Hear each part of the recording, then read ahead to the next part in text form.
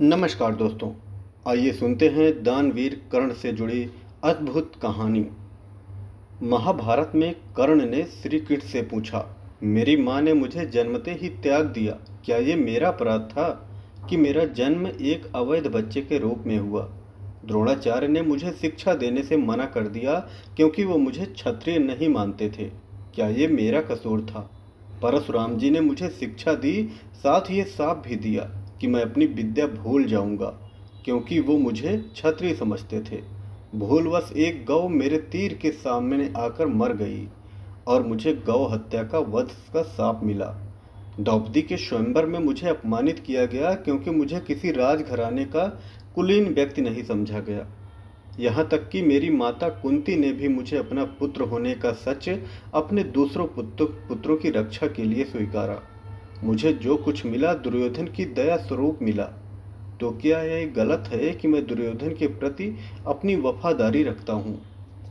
श्री कृष्ण मंद मंद मुस्कुराते हुए बोले, कर्ण, मेरा जन्म जेल में हुआ था। मेरे पैदा होने से पहले मेरी मृत्यु मेरा इंतजार कर रही थी। जिस रात मेरा जन्म हुआ उसी रात मुझे मेरे माता पिता से अलग होना पड़ा। तुम्हारा बचपन रथों की धमक, घोड़ों की हिनहिनाहट और तीर कमान के साए में गुजरा। मैंने गायों को चराया और गोबर को उठाया।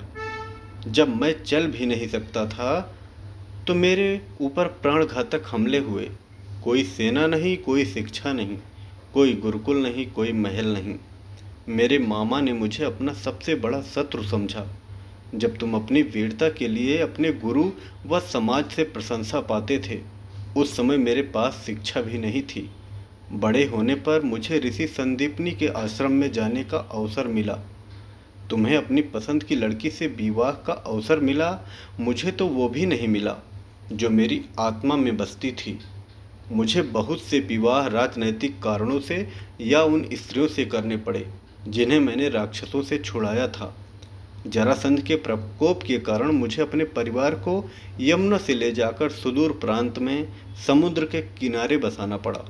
दुनिया ने मुझे कायर कहा। यदि दुर्योधन युद्ध जीत जाता तो विजय का श्रेय तुम्हें भी मिलता, लेकिन धर्मराज के युद्ध जीतने का श्रेय अर्जुन को मिला। मुझे कौरवों ने अपनी हार का उत्तरदायी समझा।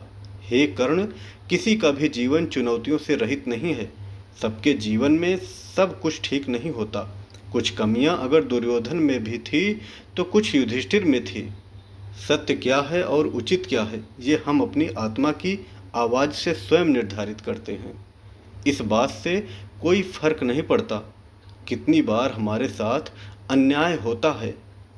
इस बात से कोई फर्क नहीं पड़ता कितनी बार हमारा अपमान होता है। इस बात से कोई फर्क नहीं पड़ता कितनी बार हमारे अधिकारों का हनन होता है। फर्क सिर्फ इस बात से पड़ता है कि हम उन सब का सामना किस प्रकार करते हैं। कहानी कैसी लगी कमेंट में ज़रूर बताएं।